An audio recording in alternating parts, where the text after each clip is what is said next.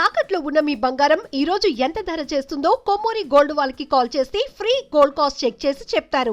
నమస్కారం అండి, సుమన్ టీవీకి స్వాగతం. నేను గీతాంజలి. ఆషాఢ మాసం ప్రారంభమైపోయింది. ఎంత సందడిగా ఉంటుందో కదా. అమ్మవారి క్షేత్రాలు, దేవాలయాలు, సన్నిధానాలన్నీ కూడా కళకళలాడిపోతాయండి. ఊరు వాడ సంబరమే ఒక రకంగా చెప్పాలంటే ఆషాఢ మాసం వచ్చిందంటే. ప్రత్యేకించి తెలంగాణ ప్రాంతంలో, ఇక హైదరాబాద్లో ఎంత వైభవంగా ఉంటుందో మనం ఇంకా విశేషంగా చెప్పాలా, అందరం చూస్తున్నాం. అయితే ప్రత్యేకించి అమ్మకి సమర్పించే వాటిల్లో ఇప్పుడు ఎక్కువ ప్రాధాన్యత ఉంటుందండి. బోనం సమర్పించడం కానీ, అమ్మ ఒడి నింపడం కానీ, వీటి గురించే చాలా సందేహాలు మనకు ఉంటాయి. అందుకే ప్రస్తుతం నేను వచ్చేసాను వనస్థలిపురంలో ఉన్నటువంటి భవతారిణి ధ్యాన శక్తిపీఠం మహామాయ ఆదిపరాశక్తి దేవాలయానికి. అమ్మ మనతో పాటు ఉన్నారు. అమ్మని అడిగి మనకున్నటువంటి సందేహాలని నివృత్తి చేసుకుందాం. అమ్మ నమస్కారం. అమ్మ నమ శివాయ. చాలా సంతోషం. ఆషాఢ మాసంలో అమ్మవారి దగ్గరికి వచ్చాం, అమ్మ కోసం వచ్చాం. చాలా సంతోషం అమ్మ. ఆషాఢంలో అమ్మవారికి బోనం సమర్పించడం అందరి ఆనవాయితీ. చాలా చక్కగా తెలంగాణలో అయితే విశేషంగా జరుగుతుంది. ఆంధ్ర ప్రాంతంలో వేరే పద్ధతిలో అమ్మవారికి సమర్పిస్తారు, కానీ ఆషాఢం అంతా అమ్మకైతే ప్రత్యేకం అది. అయితే ఈ బోనం సమర్పించడంలో నేను రకరకాల పద్ధతులు చూశానమ్మా. కొంతమంది బెల్లం అన్నం అని ఇలా సమర్పిస్తారు, ఒకటే కుండ దానిపైన దీపం పెట్టుకొని ఇలా వెళ్తారు. కొంతమంది పసుపు అన్నం కలుపుకొని కొంచెం పానకం కూడా తయారు చేస్తూ ఉంటారు, దానిపైన దీపం, అంటే 2 అంతరాలుగా. ఇంకా కొన్ని విశేషంగా చూస్తాము 7 అంతరాల బోనం అని చెప్పి. అసలు ఆ పట్టుకునే విధానమే చాలా ఆశ్చర్యంగా అనిపిస్తుంది. మేమే ఇలా ఉండిపోతాం, అసలు ఎంత చక్కగా అమ్మ అలా కూర్చుంది నెత్తి మీద అని అనిపిస్తుంది. అసలు ఏంటమ్మా 7 అంతరాల బోనం, అది ఎవరు అసలు తీసుకువెళ్ళాలి, ఎవరెవరికి అర్హత ఉంటుంది, అసలు 7 అంతరాల బోనం అంటే ఏంటి, ఎందుకు చేస్తారు? చాలా మంచి ప్రశ్న అమ్మా. ఈ దానికి ఏంటంటే సగమే సమాధానం చెప్పి మిగతా అందరికి మనం వదిలేసేద్దాం. ఈ జ్ఞానం ఎంతమందికి ఉన్నది, ఎక్కడెక్కడ అసలు ఆగిపోయినది తెలుసా లేదా అని చెప్పేసేసి. మొట్టమొదటి ఏంటంటే మనం బోనం చేసేటప్పుడు మట్టి కుండలోనే చెయ్యాలి. ఖచ్చితంగా మట్టి కుండలో వండగలగాలి. ఎందుకు అని చెప్పేసేసానంటే మన సప్త చక్రాలు ఏవైతే ఉన్నాయి అంటే సహస్రార చక్రాన్ని మటుకు చక్రంగా భావించొద్దు, పరబ్రహ్మస్థితి. కాకపోతే 6 చక్రాలు, 7వది కూడా చక్రం ఉంది, సహస్రార చక్రం మనకి. అయితే మట్టిలో ఏంటంటే 16 రకాల ఖనిజాలు ఉంటాయి. ప్రతి మనిషికి కూడా 16 రకాల ఖనిజాలు రోజు అవసరం. ఇంకా 2 ఖనిజాలు మనకు అందవు, అది సూర్య చంద్రుల నుంచి అందుతూ ఉంటాయి అన్నమాట.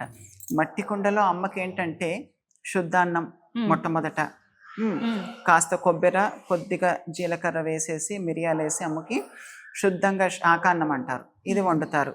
ఆ తర్వాత ఏంటంటే పరమాన్నం అంటే బెల్లం అన్నం. ఆ తర్వాత ఏంటంటే పులిహోర కూడా, తర్వాత దద్యాన్నం, తర్వాత మిరియాన్నం. ఇలా 7 రకాల నైవేద్యాలు ఉన్నాయి. కట్టు పొంగల్ ఒకటి, ఒక్కొక్క రకంగా 7 రకాల నైవేద్యాలు చేసి, పసుపుతో కూడా కలుపుతారట. 7 రకాల నైవేద్యాలు చేసి తీసుకెళ్ళాలన్నమాట.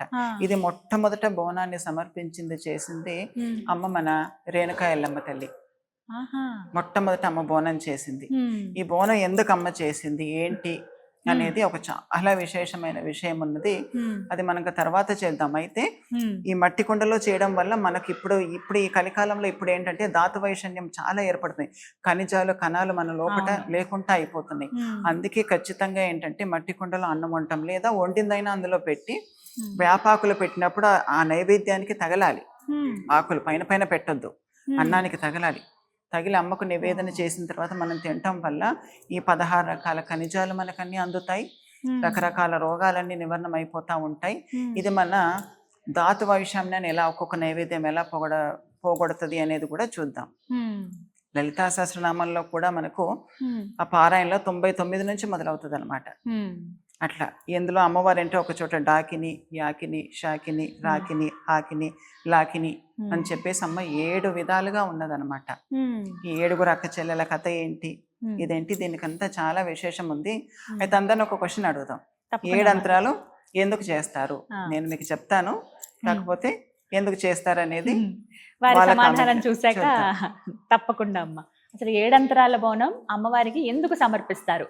మీలో ఎవరికైనా ఈ సమాధానం తెలుసా? అయితే కామెంట్స్లో తెలియచేయండి. మీరు తెలియజేసిన దాన్ని బట్టి నేను మళ్ళీ అమ్మ దగ్గరికి వస్తాను, వచ్చి అమ్మ ఇలా సమాధానం ఇచ్చారు, సరైనదైతే అమ్మ, ఒకవేళ వారు సరైన సమాధానం ఇచ్చారనుకోండి, అప్పుడు సరైన సమాధానం చెప్తే కనుక వాళ్ళ పట్ల అమ్మ అపారమైన కృప ఉన్నట్టే. ఎందుకంటే ఇది అంతరించిపోయింది, నాకు తెలిసి ఎక్కడా కూడా తెలిసే అవకాశం లేదు.